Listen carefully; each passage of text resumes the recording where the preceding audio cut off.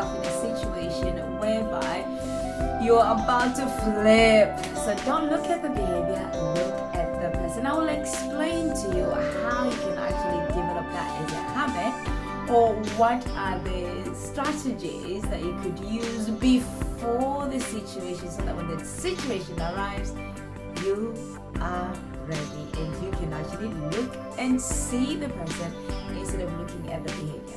Now, before I explain all what I've just explained there, I want to introduce myself. My name is Gwyneth, and I share on a daily basis one habit that you could adopt for your success on social media platforms. Now, going back to looking at the person. Now, the reason why I'm sharing this content is because someone asked me the question, how do you manage actually staying calm when someone is having a go at you, when the situation is frustrating? And this person, like, I have just been observing you for some period of time, and each time you're in a situation that's frustrating, people are having a go at you, you have been consistently calm. How do you do that? So obviously I explained to the person what I do, and I thought it would be a good idea to share this with you today. Now, this is what I normally do. I don't look at the behavior at that particular time. Let's say someone is annoyed, they're frustrated, they let's say, what are they doing? They're shouting, and they're just saying some vulgar words, and they're saying things that are really hurtful, derogatory words, things that don't sit well with you. So what do you do in such a situation? Obviously, I've got one secret technique that I shared with you, I think 2 videos back, where I breathe. So as I'm breathing, I'm calming myself. Then what I do, that helps me to be focused, remember? To help me to be focused. So when I'm focusing, I'm looking at, okay, this person is behaving this way, but this is not the person. So I then separate the behavior from the person.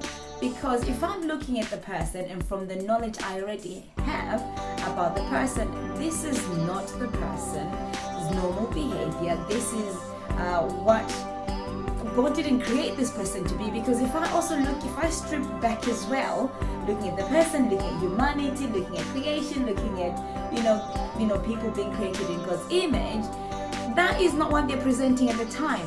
And when I'm separating the person from the behavior, then I've got the behavior here. So the behavior now helps me to understand, from looking at it from the behaviorist theory, it means that someone will act or react based on external interaction. So in my mind, I'm thinking, okay, there must have been an external influence for that behavior to be, or for that person to actually behave in such a way, either to be erratic, to be uncontrollable, or to start cursing, or whatever it is that they're doing. Sometimes the behavior doesn't have to be in a situation whereby the person is angry. It could be maybe the person is jealous, the person maybe could even be hungry. That's one thing I've also noticed in children. When they're hungry and they don't know how to behave, but they don't know how to articulate that feeling of hunger, they will behave in a certain way.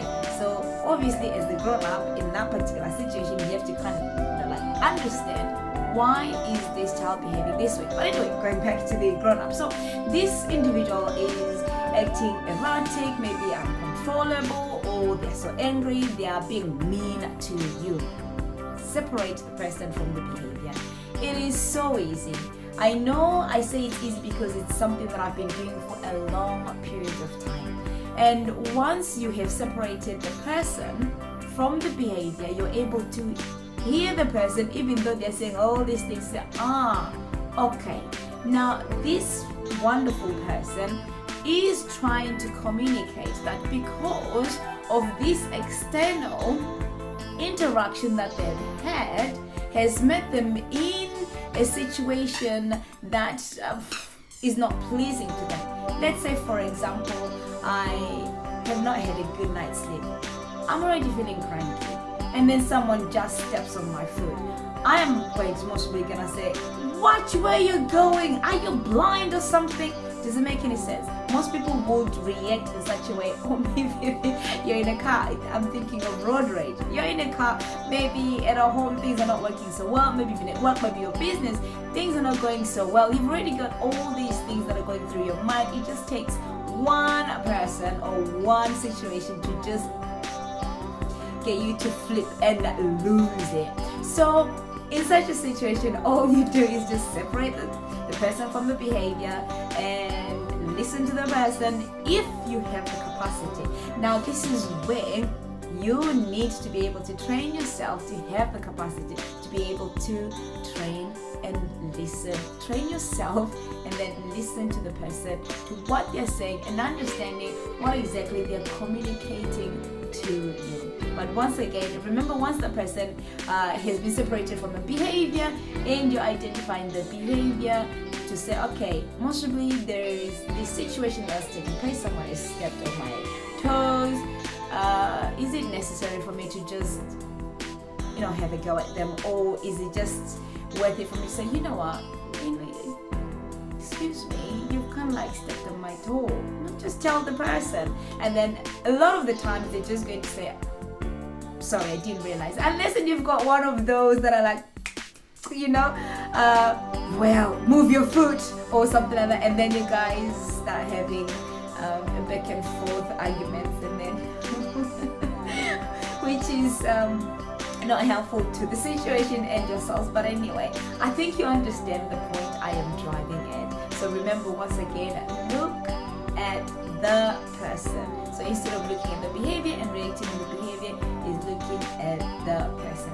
I think when it comes to behaviors, there's quite a lot there to talk about and to share, and I will maybe sometimes in the future, if the situation presents itself, I will talk more about certain behaviors from my experience, from what I have learned. I know this video is a little bit longer than normal, but anyway, I hope you've gained something from it, and if you have, feel free to subscribe to my YouTube channel. My YouTube channel is my name, Gunat Chipunda. You will not miss it. Subscribe there, and also follow on the Instagram. Same thing, just being myself, Gunat Chipunda, and then share it as well to those that you believe will benefit from today's content. So up until you see me in tomorrow's video,